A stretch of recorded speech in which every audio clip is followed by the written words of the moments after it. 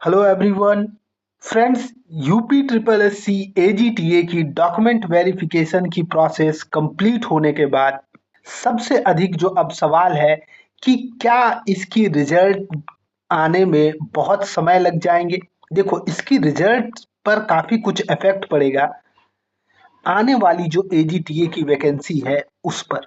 अगर मान लो यहाँ पर कोई साथी 1-2 मार्क्स से छूट जाएंगे तो आगे की जो 2700 प्लस जो वैकेंसी आने वाली है उस वैकेंसी में अभी तो माना ये भी जा रहा है कि इसे भी इंक्रीज किया जाएगा।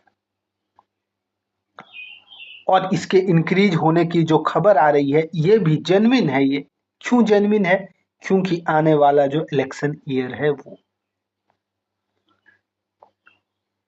तो अभी उत्तर प्रदेश में आपको बहुत ही बड़ी संख्या में वैकेंसी इंक्रीज होते हुए, आते हुए, बढ़ते हुए दिखेंगे।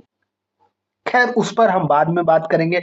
अभी फिलहाल हम इस पर बात करें कि इसकी रिजल्ट की क्या संभावनाएं हैं, किस प्रकार से इसकी रिजल्ट को प्रिपेयर किया जाएगा, कब तक कर लिया जाएगा। देखो, एक चीज है कि डॉक्यूमेंट की इस बार अलग तरीके से प्रोसेस हुई और इसका कारण क्या है, इससे क्या है, इसमें आपको मैं अभी ही बता दे रहा हूं। इसमें आपको नहीं नहीं तो करके 20%, ठीक है, 20% से अधिक 20% से अधिक अभ्यर्थी आपको डॉक्यूमेंट गलत होने के कारण रिजेक्ट होते हुए दिखेंगे। कम से कम मैं बता रहा हूं, वो चाहे कास्ट सर्टिफिकेट के लिए हो जाए, उसकी डेट्स के लिए हो जाए, या फिर कुछ कहीं पर कुछ मिस्टेक्स हैं उसके लिए हो जाए। अब इसमें क्या होता है, फिर इस पर और अधिक समय दिया जाएगा या नहीं दिया जाएगा, ये चीजें अभी तो फिलहाल क्लियर नहीं है। अभी हमारे पास देखो, ये जो ऑनलाइन डॉक्यूमेंट वेरिफिकेशन हुई इसका कारण क्या हुआ, अधिकतर कैंडिडेट ने डॉक्यूमेंट वेरिफिकेशन में पार्टिसिपेट किया है। अधिकतर कैंडिडेट ने, यही ऑफलाइन होती तो मैं दूं मुश्किल से 60% अभ्यर्थी जो है इसमें जाते।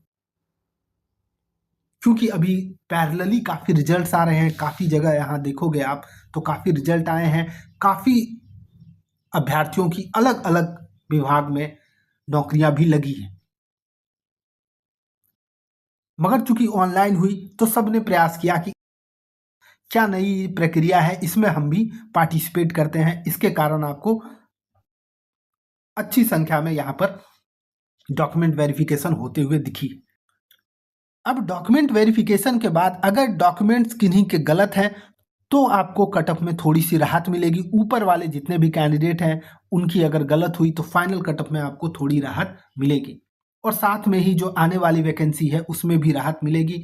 और ये अभी प्रयास चल रहे हैं कि ये वैकेंसी जो अगली जो वैकेंसी आए उसके पहले इसको क्लियर कर लिया जाए। इसको पहले क्लियर कर लेने से क्या होगा, आने वाली जो वैकेंसी है उसमें ये अभ्यर्थी नहीं जुड़ेंगे। ये रिजल्ट मान लो थोड़े दिन बाद भी आएंगे, ठीक है, किसी भी सूरत में आप देखोगे, किसी भी सूरत में देखोगे तो ये अभ्यर्थी अगर पास हो भी जाए, फाइनल जो प्रोसेस होगी उसमें ये तो नहीं ही जाएंगे। मान लो ये चले भी जाते हैं अभी के लिए, फिर फाइनल जो प्रोसेस होगी उसमें तो फिर देखो अधिक ही कैंडिडेट लिया जाता है। ये मान लो यहाँ आ भी गए, ठीक है, ये मान लो यहाँ आ गए, मगर जो फाइनल प्रोसेस होगी उसमें तो ये नहीं जाएंगे, फिर वहां तो ये कैंडिडेट वैसे ही हट जाएंगे, तो फिर नीचे से ही कैंडिडेट को लिया जाएगा, वो तो वैसे भी होता, ठीक है। तो मुख्य रूप से मैं कहूं, अगर जो सवाल आपके हैं मन में, क्या डॉक्यूमेंट वेरिफिकेशन में इसकी पूरी वेरिफिकेशन करने में जो भी डॉक्यूमेंट्स हमने दिया है इसकी पूरी वेरिफिकेशन में कितना समय लगेगा। देखो, अभ्यर्थियों की संख्या बहुत ह्यूज है, 20,000 के करीब अभ्यर्थी हैं, ठीक है, करीब करीब 20,000 से थोड़ा बहुत ही कम होगा जिन्होंने नहीं नहीं करके भी तो 18,000 प्लस अभ्यर्थियों ने इसमें डॉक्यूमेंट अपना जरूर डाल दिया होगा। ओके, तो इतने अभ्यर्थियों ने अगर डाला है तो इसकी प्रोसेस, एक एक कैंडिडेट की डॉक्यूमेंट चेक होना ऐसा नहीं है। देखो, डॉक्यूमेंट वेरिफिकेशन की मुझे कई अभ्यर्थियों ने पूछा भी कि क्या डॉक्यूमेंट जो है वो ऊपर से मेरिट लिस्ट देखेंगे, ठीक है, मेरिट लिस्ट ऊपर से देखेंगे वो, और उसमें देखेंगे कि 3446 जहाँ पर कैंडिडेट हो रहे हैं, ठीक है, यूआर में 500 वैकेंसी है, एग्जाम्पल मैं बता रहा हूँ, ठीक है, इसको आप सही मत मान लेना, एग्जाम्पल है कि अगर यूआर में 500 वैकेंसी है तो